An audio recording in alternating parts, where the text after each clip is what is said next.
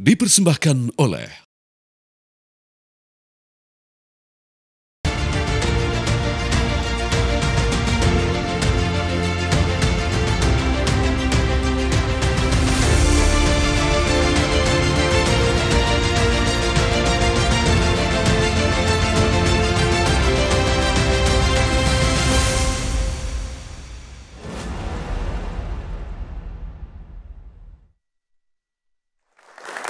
Selamat malam pemirsa, kalau kita merujuk pada hitungan Komisi Pemilihan Umum beberapa jam lagi karena tenggat waktunya sampai dengan tanggal 20 Maret 2024 akan diumumkan secara resmi hasil penghitungan suara rekapitulasi nasional dari 38 provinsi. Siapakah yang menang dalam kontestasi pemilihan umum Pilpres maupun Pileg 2024. Tapi ternyata dinamikanya sampai dengan sekarang, Maria, kita tunggu bersama karena kabarnya ada sekitar 2 provinsi, Papua dan juga Papua Pegunungan. Dari 36 provinsi ya yang sudah keluar hasilnya. Dari 36 provinsi yang sudah, 2 lagi nih masih menunggu, kabarnya malam hari ini akan diterbangkan jet charter dari Papua ke Jakarta untuk rekapitulasi lanjutan nantinya ya. Paling tidak harapannya esok pagi sudah kemudian bisa diumumkan oleh KPU. Akankah kemudian ada kejutan hasil rekapitulasi atau mungkin sudah tergambar sejauh ini?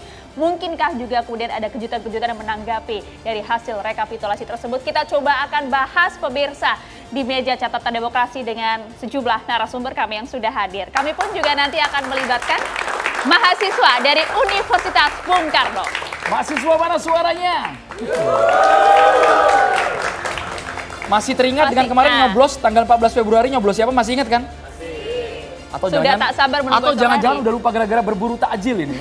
War takjil kayak ini, rame ini di viral. Jangan sampai, besok pagi pasti akan ditunggu ya. Kita coba akan perkenalkan terlebih dahulu satu persatu narasumber kami. Pemirsa sudah hadir di meja catatan demokrasi. Ada Bang Ahmad Nur Hidayat, anggota Dewan Pakar Timnas Anies Mohaimin. Mas Ahmad, apa kabar? Selamat malam. Dan juga sudah hadir ada Bang Andreas Hugo Parera, tim TPN Ganjar Mahfud. Selamat malam. Selamat malam. Semangat sekali ya.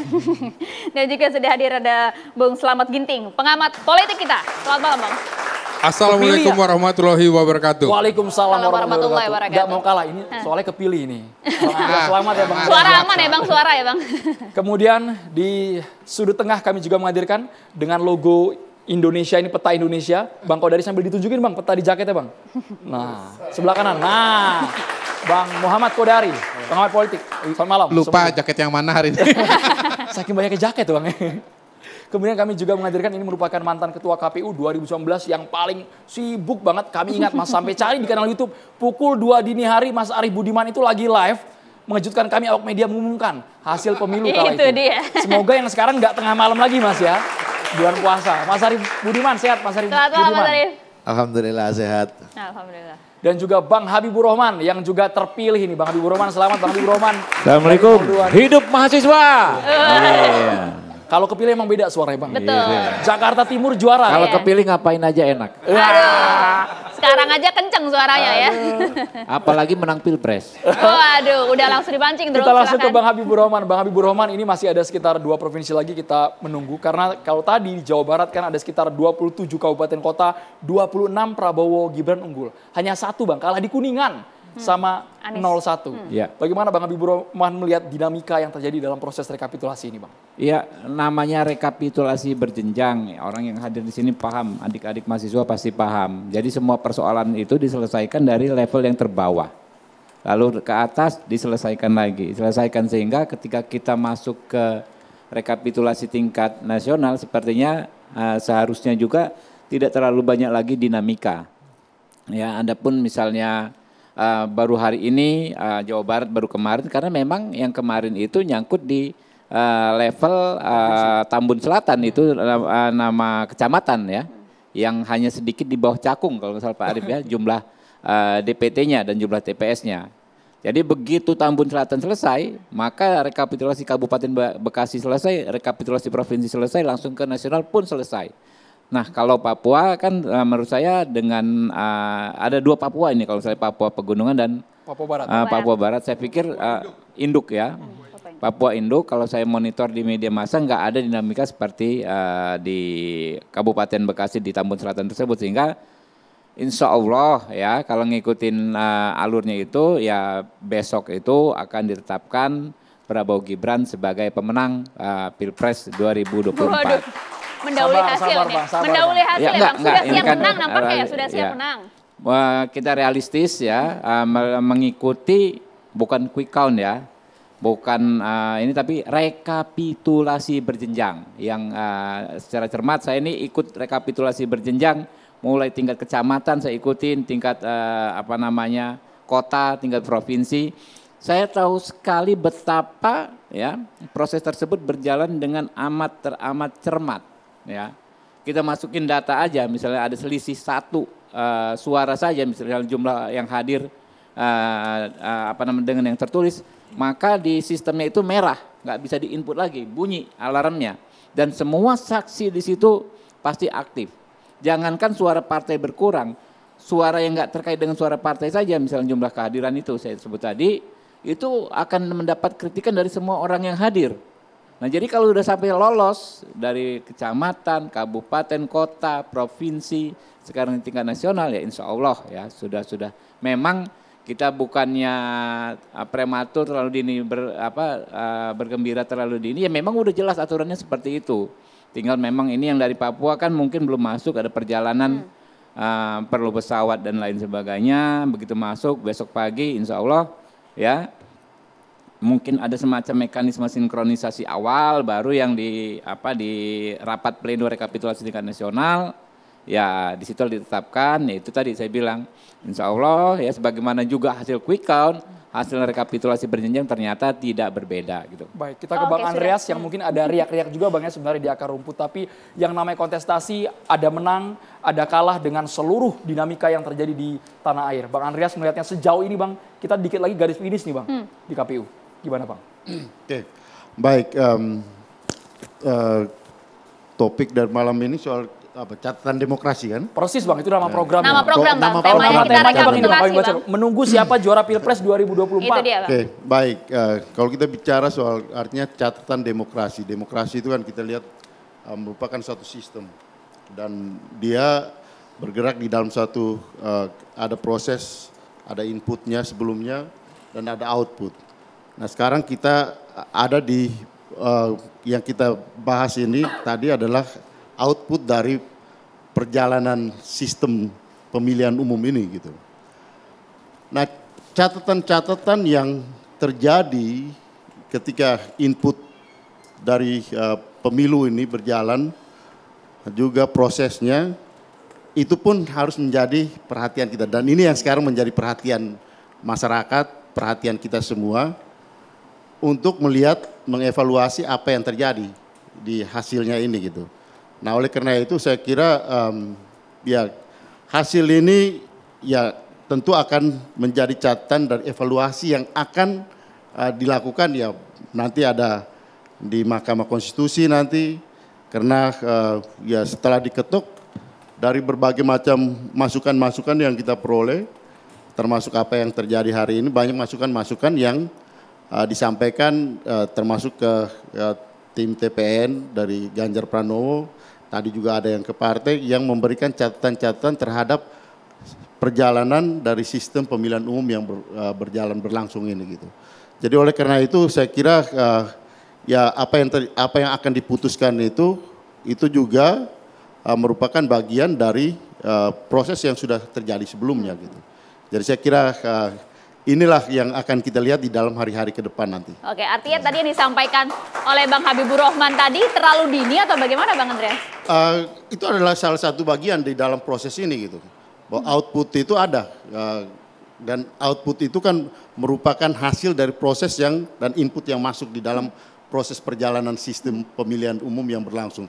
Kita tahu bahwa sebelum pemilihan umum kan ada peristiwa-peristiwa, misalnya apa yang terjadi dengan keputusan-keputusan, baik itu di KPU ketika menerima pencalonan, sebelumnya ketika di MK, kemudian perjalanan masuk di dalam perjalanan pemilu ini dengan berbagai macam catatan, termasuk di dalam sistem penghitungan, mesin hitung yang digunakan.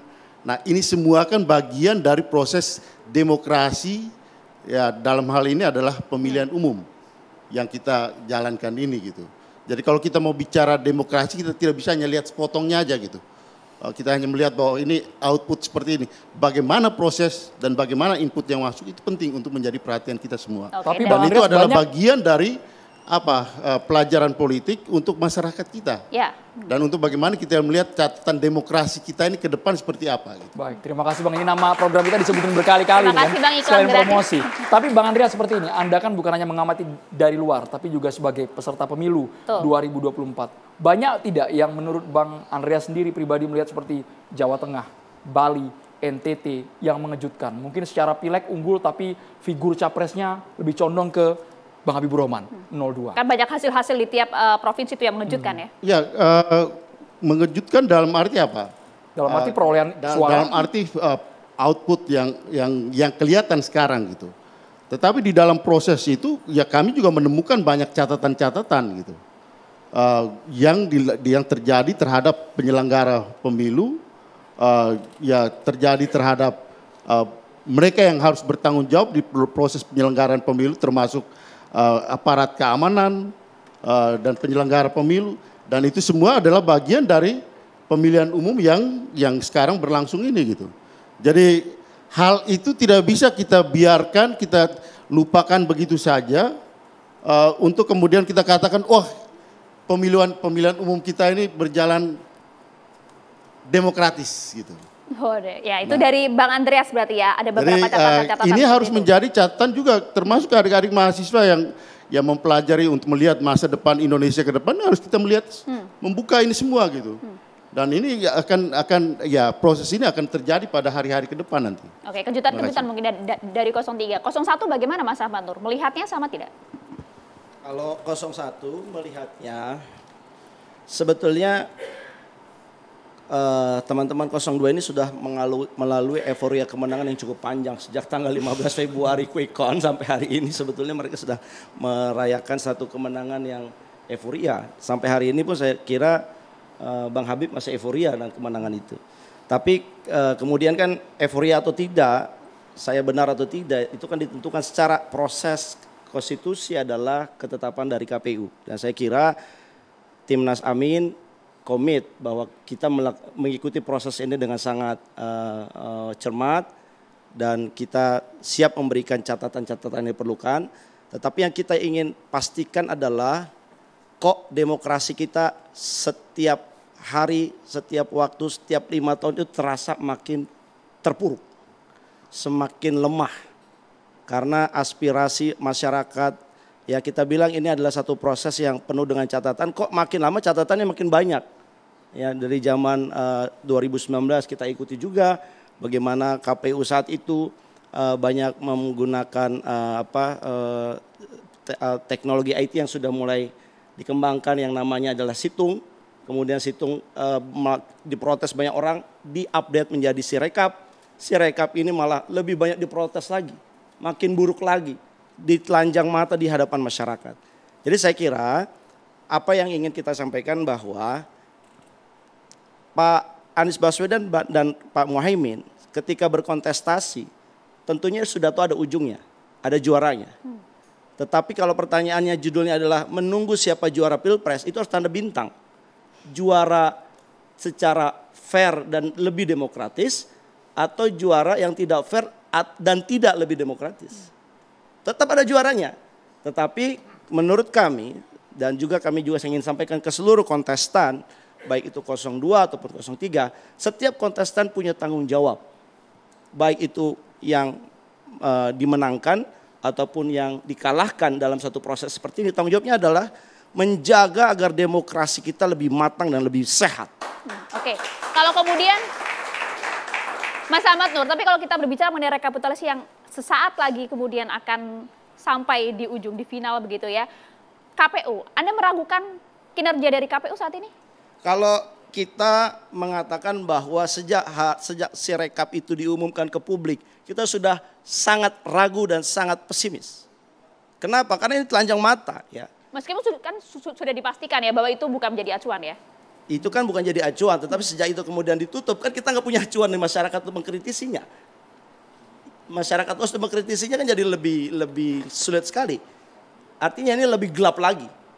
Ya. Dan saya kira kalau kita melihat KPU, sekarang banyak sekali catatan-catatan KPU.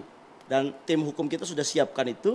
Dan bagaimana ini bukan hanya sekedar kita bilang 4 hal yang terjadi. Ini adalah kejahatan, ini adalah pelanggaran, ini adalah kecurangan, dan ini adalah pengkhianatan. Mas Ahmad Nurhidayat, tapi kan semua ada mekanisme, Mas. KPU punya porsinya masing-masing, kemudian ada Bawaslu yang memberikan rekomendasi kalau memang ada indikasi tersebut, lakukan PSU, pemungutan suara ulang. Menurut Anda sudah optimal itu di lapangan?